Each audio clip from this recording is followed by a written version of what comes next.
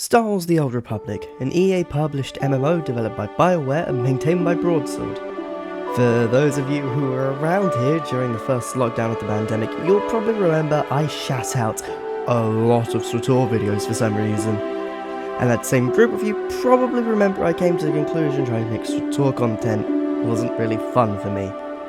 But while playing the game to make content on it wasn't fun, I still do have a lot of love for the game and its characters even today, as I do still play it in my free time. Given I just also beaten Knights of the Old Republic games as well, my love for this era of Star Wars has sort of been renewed in a way. And since I am a Star Wars fan, there's nothing I love more to do than share my opinions of Star Wars online when nobody asks me to. Oh, and if r/Salty the creator watching, hi guys, hope you hate this. So here's my tier list ranking of all KOTOR and SWTOR companions.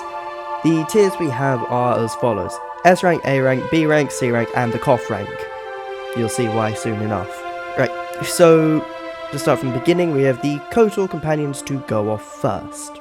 Carth. A loyal soldier of freedom until the end. Not that there's a problem with that. In the first KOTOR game, the first face you actually meet is Carth, and he sticks by you until the end of the game. As a character, his main arc revolves around getting the answers out of Sol Karath. And while there is a criticism of him for not immediately revealing the player character is actually Revan upon finding out, his approach to it, at least in my opinion, isn't unreasonable. The one downside he really has on the surface is I'm not the biggest fan of his romance if you decide to play as a female Revan. But then again, when has romance dialogue in Star Wars ever been good? All in all, the first person you ever meet in this era, Carth's a good one. But I do think some later companions outshine him due to the fact they appear later on in KOTOR 2, and their impact 300 years later in SWTOR is more significantly felt. But he's still going in A tier because his story does conclude within the context of the original KOTOR. S tier, I don't think I need to elaborate. So, as far as Twi'lek main characters go, I like Mission, and her backstory is interesting while not being overly flashy. Helping Zane Carrick rescue kidnapped children from the future swoop gang leader Brejik, and by the time we meet her in-game, she's shown kindness towards the exiled Wookiee Zaalbar. I understand there are people out there who don't like Mission on the part of her being an annoying child, but I just don't find that to be the case personally. Given the general tone of the game and how mature the story can get at times, Mission helps slightly to serve as bubbly contrast. Also, she's fucking 14 by the time the game starts, and she is helping to fight a space wizard empire along with several war criminals. This kid is a badass. B tier because I have a quota of bullying children to meet in this video. Zaalbar's a big fucking teddy bear, but a loyal one at that, and I do appreciate having him around in a playthrough. His whole arc on Kashyyyk was fairly interesting as far as I'm concerned, but in being a big teddy bear, he has one notable flaw, in that not saying no to you is not easy for him. And to the point where the game reaches its final acts, you can straight up order him to kill Mission, the first person who ever showed him kindness after his exile. Though this will come back to bite you in the end if you choose to spare him following this order. I'd simply just have preferred a joint boss fight against Mission and Zaalbar instead of a short-lived fight on the Starforge later.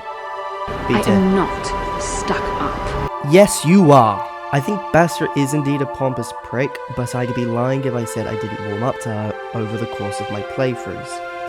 And I imagine that was probably part of the intention of Bastila's character arc. She becomes more likeable over the course of the game, and I'd be lying if part of me didn't find her romance dialogue in the late game to be relatively sweet and heartwarming, even if the timing of her love confession is a little poorly timed given the context of the situation. A tier. Now, Canderous is where we start getting to the real meat of some of these opinions, mainly because Canderous' story stretches far beyond the confines of just the first KOTOR, as much like T3 in HK47, he returns in the sequel as Mandalore the Preserver, as well as his actions having a later effect in SWTOR nearly 300 years later. Canderous is witty, a veteran of the Mandalorian Wars, turned enforcer for Kalo Nord at the start of the game. And while the small arc he has throughout the first KOTOR game was minimal and satisfying, the Legends novel Revan really shines a spotlight on him, as he is the only one of the main companions of the original game who accompanied Revan in T7 on the journey to find out more about the true Sith. During this time we learn about Canderous' clan, Clan Ordo, one that lives on years later. Oh, and meets his wife. Which means Canderous did the one thing no SWTOR player will ever do and talk to a real woman. When he returns in KOTOR 2, while he does fall into Krea's manipulation, he still remains firm in his desire to reunite the Mandalorian clans like his predecessor Mandalore the Ultimate did. A tier because I am biased.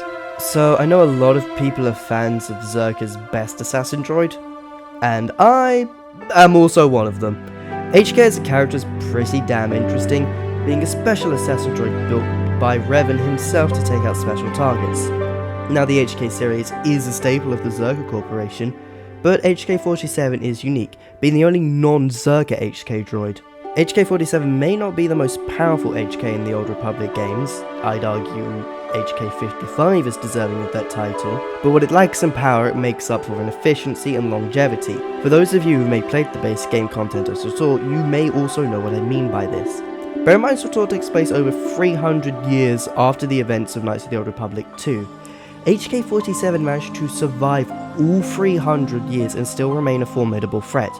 This appears in two flashpoints as sort of the midway boss fight in them, once in the Foundry and the next in the False Emperor. I will say I prefer the Foundry version of the fight to the False Emperor one, and there is one other thing that makes HK-47 better than its two contemporaries from SWTOR, and that's something it says prior to the events of KOTOR. When Darth Malak asked the droid what he thought of him, HK-47 responded by calling Malak a meatbag. Revan apparently found this so funny, he mandated all HK models to refer to organics as such. I'll put HK-47 in A tier now, purely because of how it's presented after the Foundry in SWTOR. Its next 3 appearances in the whole game don't really provide any gravity to the character who in the same game outlined its mathematical way of committing genocide at the behest of Revan. Juhani is actually fairly interesting for the brief time she happens to be relevant in the main story, being a Jedi Padawan who fell to the dark side at the peak of her trials, and her later conversations, should you manage to recruit her that is. But she doesn't really get much relevancy whether or not you're doing a light or dark side playthrough once you begin to reach the halfway point of the story, unless you choose to romance her. Speaking of which, she's also a lesbian character in early 2000s gaming, which is fairly cool if you ask me. C tier. I'll be honest, the same reasons I put Juhani in C tier can also be applied to Jolee. He's by far one of the better Jedi companions between both KOTOR games, but his lack of overall relevancy in the main story outside of when you meet him really stops me from placing him higher, though his sense of humour is something I can certainly get behind. C tier. Hey everyone, this is a post-recording thing from me. I want to apologise for this video being very much uploaded at the 11th hour. I got very sick when I was originally supposed to be recording this with tonsillitis, and then I had a bunch of coursework to get done, so I had to put a lot of stuff off, and I'm kind of rushing this part out. This was going to be one massive video, but that has not been the case. I will also try and finish what I had originally planned for this month instead, and I'll just release each section in parts, as if it was all one cohesive video, just to save myself time now, so I can get something out for literally the end of February. So, yeah.